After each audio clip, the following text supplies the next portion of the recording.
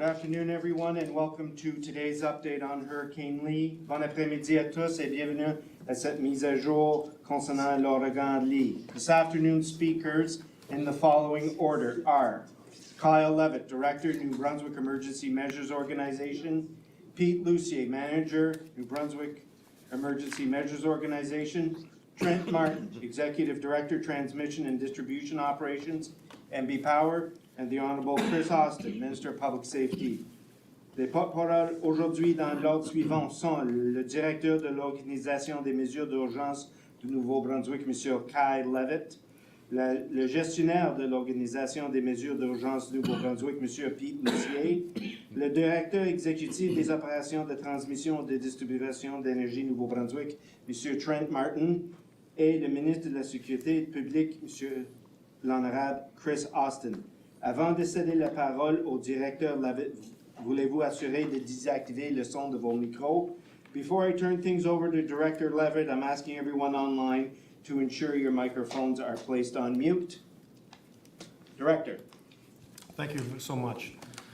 Good afternoon, everyone. Thank you for coming. As everyone should be aware of by now, the impact of Hurricane Lee could be felt in New Brunswick as early as Friday night. Environment and Climate Change Canada is predicting that we will see the strongest impact during Saturday and lingering effects of weaker conditions in the Sunday. Landfall could be anywhere from near Grand Manan Island to Shelburne County, Nova Scotia, Saturday evening. Environment and Climate Change Canada latest forecast is calling for strong wind gusts up to 100 kilometers along the coast and in the range of 60 to 80 kilometers per hour in most other areas. A total rainfall in excess of 100 millimeters is possible. 4 to 6 meter waves are also possible along the coast. Now, these kinds of conditions can lead to power outages, localized flooding, and road closures. Given the forecast, I would encourage all New Brunswickers to be prepared while there is still time to do so. There are things that require little effort that can be done to help you keep you, your family, and your property safe. For example, take some time to clean up your property. We could see gusts up to 100 kilometers per hour. That can turn tools, lawn furniture, other objects into dangerous projectiles. Another easy task is to make sure that your catch basins and gutters are clear and will guide water away from your home appropriately.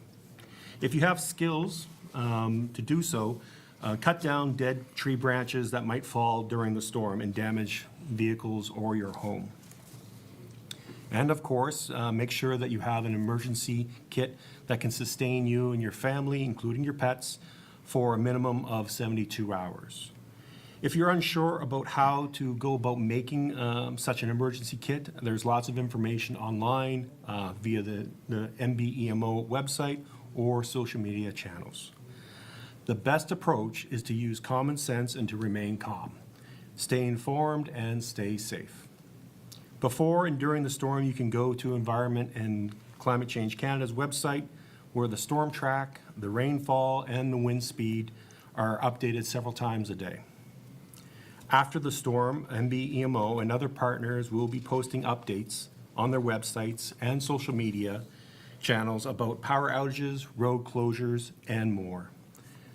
MB-EMO continues to remain in contact with the local governments, the government departments and agencies, and the emergency services out there to ensure that the right steps are being taken for our communities. Thank you very much. Before I go over to Manager Lucier, we had a bit of a technical glitch. Director, could you restart off all the way down to road closures, those paragraphs? To road closures. You would like me to read prior or after? All the way start, as everyone should be aware. Okay. So as I said, good afternoon and thank you for coming. As everyone should be aware by now, the impact of Hurricane Lee could be felt in New Brunswick as early as Friday night. Environment and Climate Change Canada is predicting that we will see the strongest impact during Saturday and lingering weaker conditions on the Sunday. Landfall could be anywhere from near Grand Manan Island to Shelbourne County, Nova Scotia, Saturday evening. Environment and Climate Change Canada latest forecast is calling for strong wind gusts up to 100 kilometers per hour along the coast and in the range of 60 to 80 kilometers per hour in most other areas. A total rainfall in excess of 100 millimeters is possible. 4 to 6 meter waves are also possible along the coast. These kinds of conditions can lead to power outages, localized flooding, and road closures. Thank you, Director. Monsieur Lucier. Bonjour. Les dernières prévisions annonçant des rafales pouvant atteindre 120 km/h et des précipitations supérieures à 100 mm. Des vagues de 4 à 6 mètres et des ondes de tempête sont également possibles. Ces conditions peuvent entraîner des pannes d'électricité, des inondations localisées et des fermetures des routes. Compte tenu de ces prévisions, j'encourage tous les gens de Nouveau-Brunswick à se préparer pendant qu'il y a encore le temps. Prenez le temps de nettoyer votre propriété. Des rafales pouvant atteindre 120 km/h pourront transformer des outils, des meubles de jardin et d'autres objets en projectiles dangereux. Une autre tâche facile consiste à assurer que des bassins de rétention et des gouttières sont dégagés et qu'ils éloignent l'eau de la maison.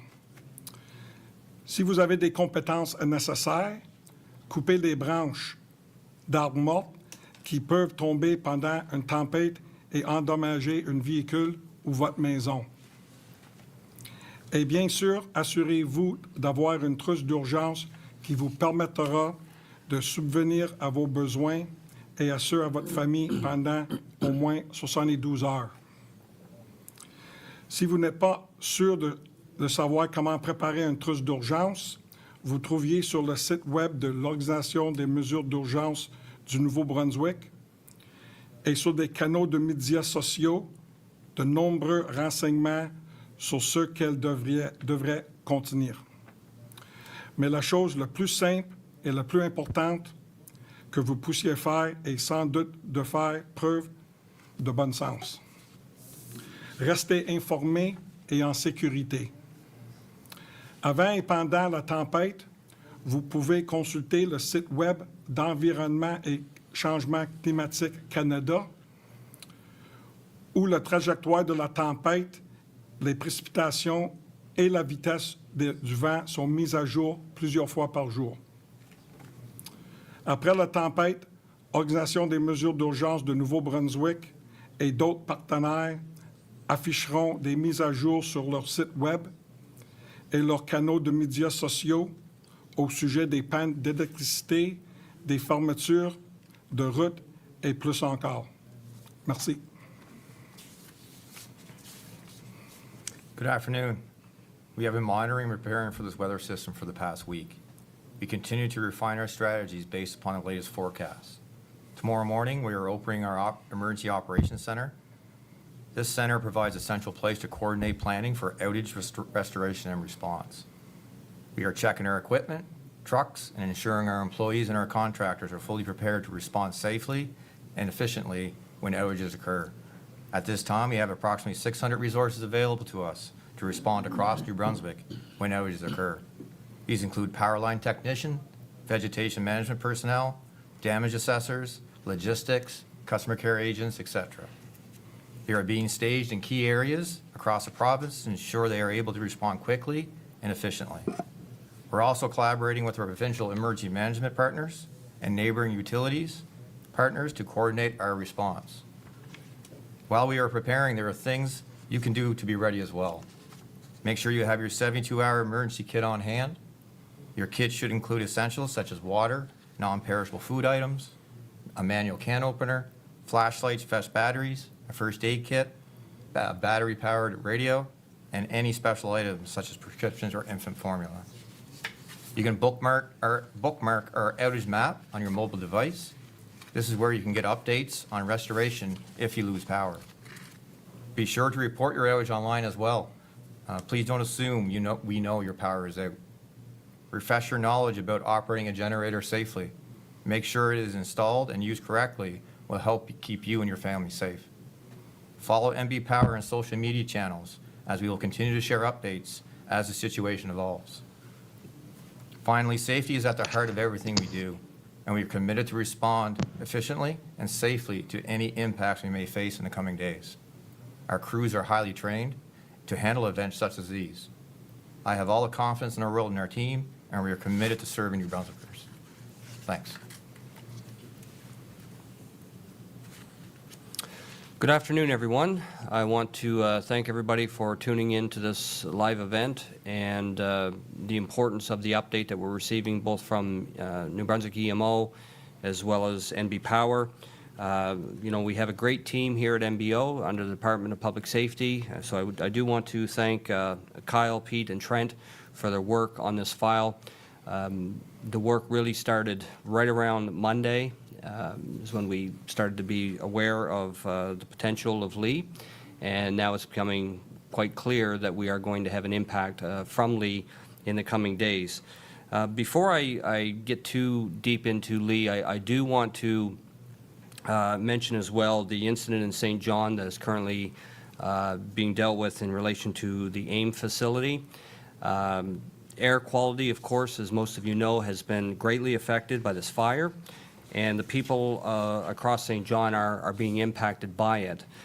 Public Health has strongly recommended that people across the city of St. John, along with those who see and smell smoke in the neighboring communities, they should shelter in place whenever possible until the fire is brought under control. If you see or smell smoke, you should close your windows, turn off any air exchangers, heat pumps, and stay indoors. And we recommend canceling any outdoor activities for now and, of course, over the weekend with the impact of Lee.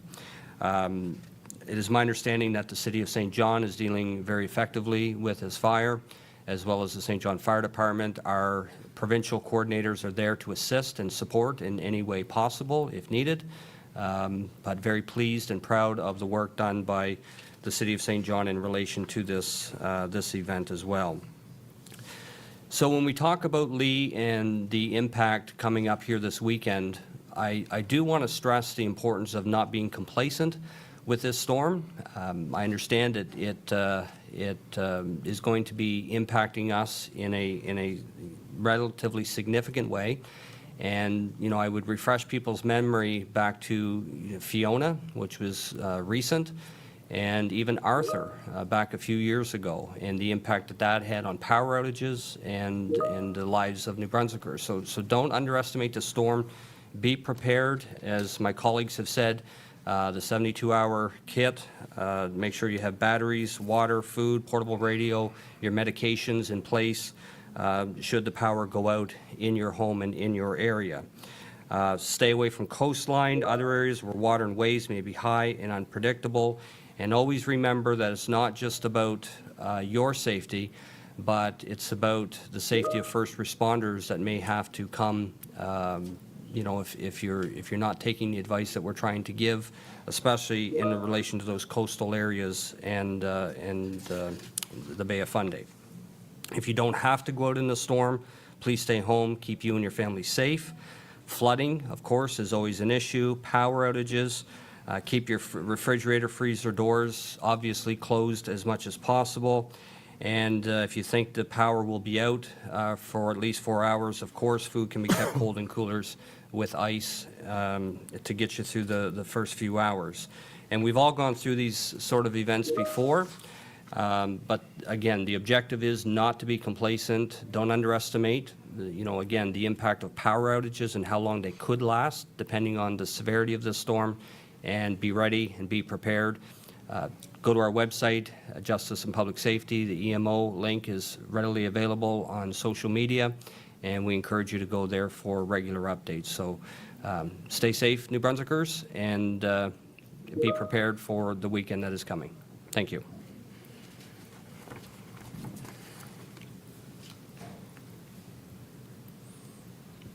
Thank you, Minister. Thank you to all the podium speakers. Je tiens à remercier tous nos conférenciers. We'll now proceed with questions from members of the media. Each reporter will have one question and a quick follow-up. You have the right to pose your question in the official language of your choice. Nous allons maintenant procéder aux questions des journalistes. Chaque journaliste aura une question et un suivi. Vous avez le droit de poser vos questions dans la langue officielle de votre choix. Allison Sampson, CTV. Good afternoon. Minister, my question's for you.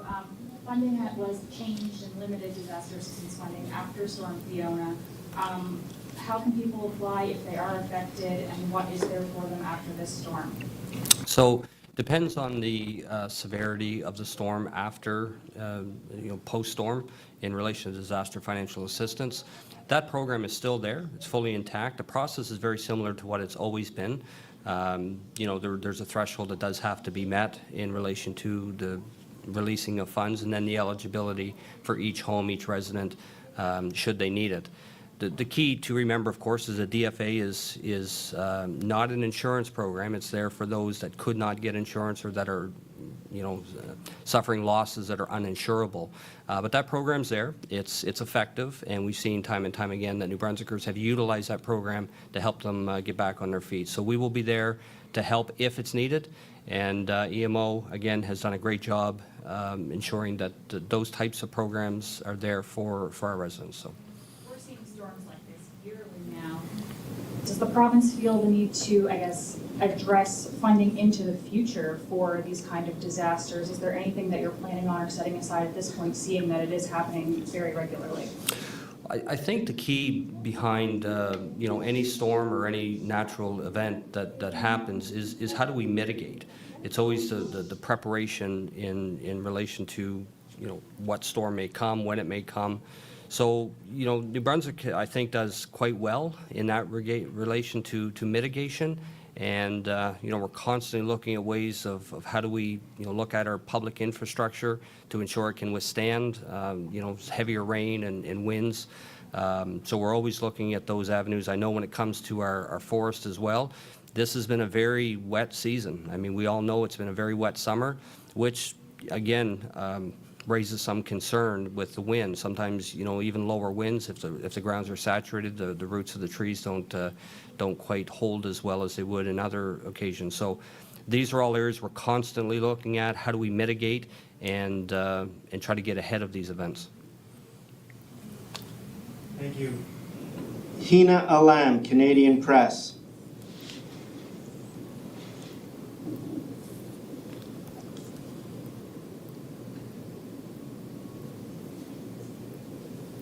Hina?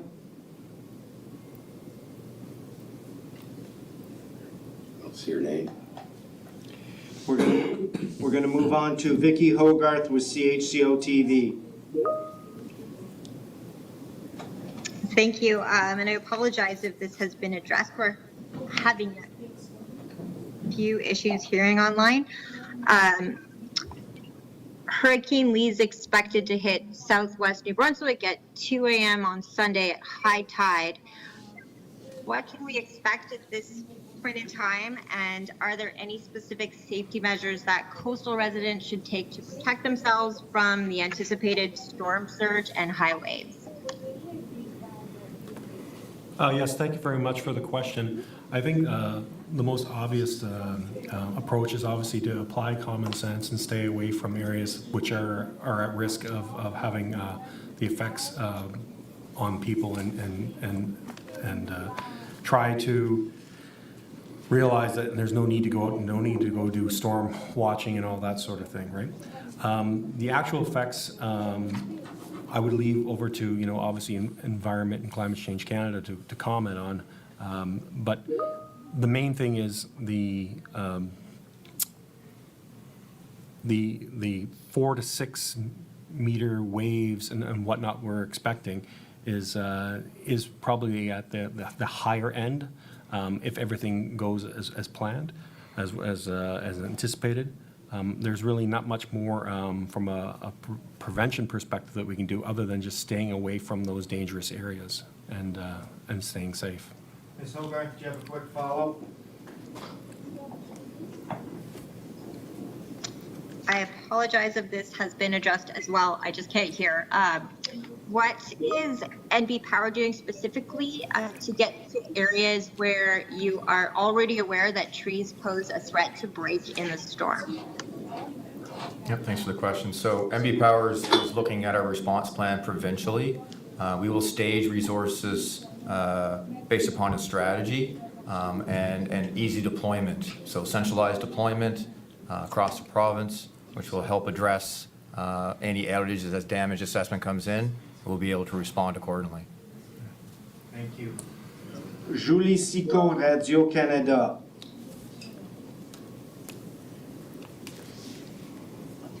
Je voulais savoir quelles sont les villes, les zones principales qui vont être, que vous avez identifiées qui pourraient être le plus touchées par l'ouragan. Yes, thank you. Obviously, the southern portion of the province along the Bay of Fundy will receive probably the most significant impact of effects. But throughout the province, centrally and even further north and to the east, we will still receive wind, rain effects. Mademoiselle Sicot, as-tu une deuxième question? Non, c'était tout. Merci beaucoup. Merci beaucoup. Sébastien Caron.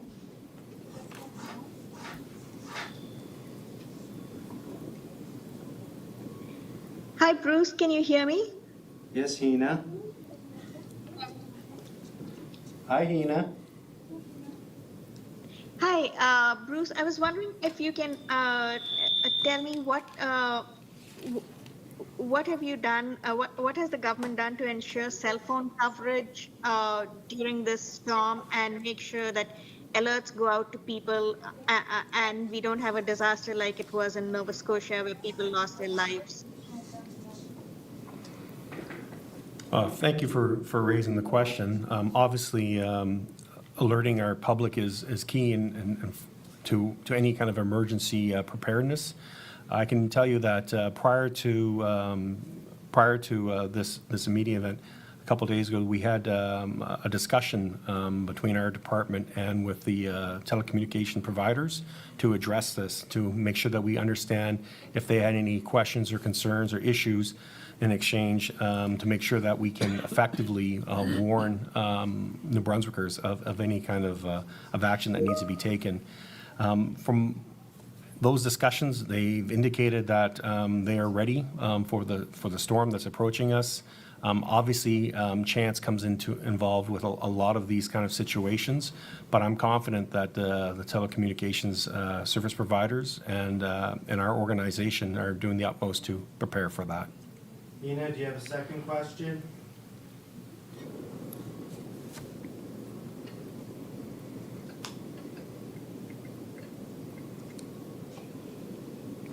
Suzanne Lapointe, Global News. Hi, may I ask the interpreter to tell me who's answering the question, as I can only hear the interpreter's voice and I don't know who's answering.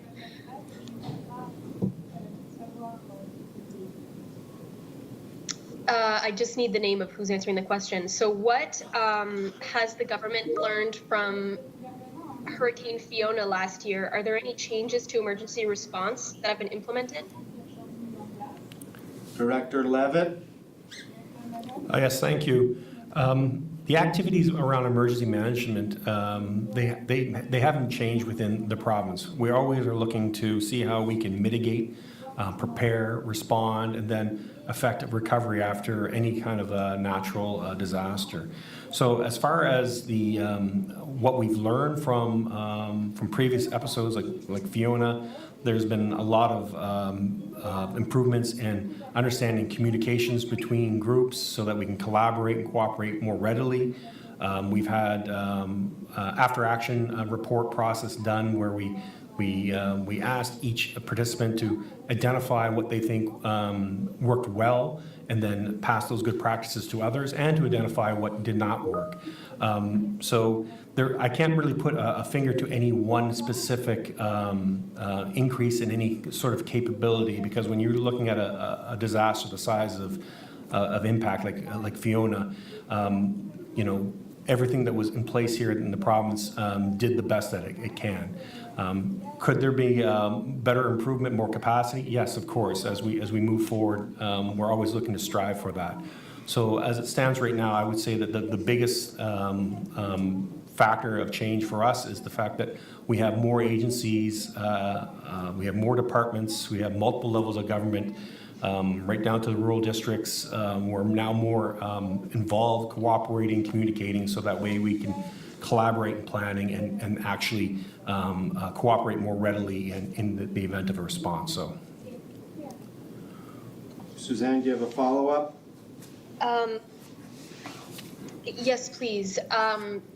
Is the Government of New Brunswick in contact with the Government of Nova Scotia regarding a contingency plan if the Chignecto-Isthmus Passage floods? So I'll take that. Minister Austin?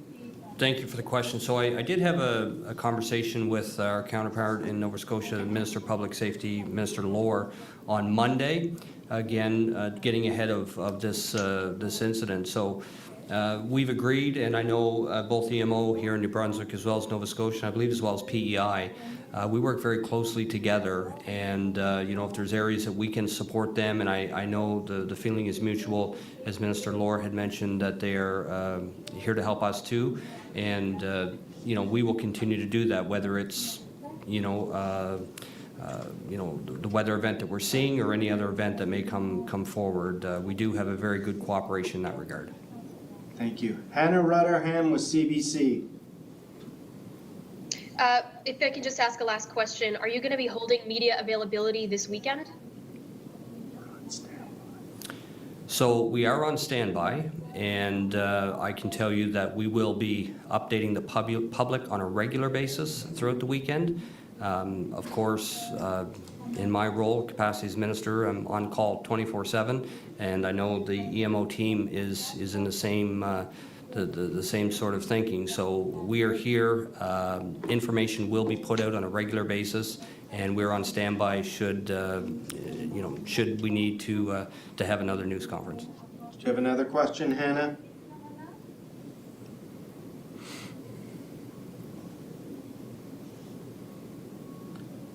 Lindsay Jones with the Globe and Mail.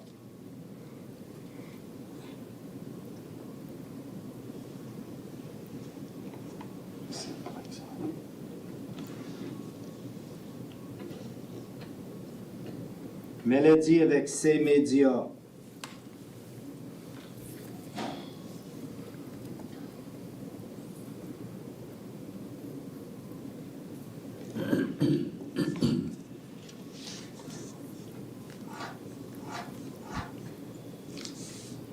Ladies and gentlemen, mesdames et messieurs, that concludes today's update. Thank you very much. Voilà la fin de notre mise à jour. Merci beaucoup.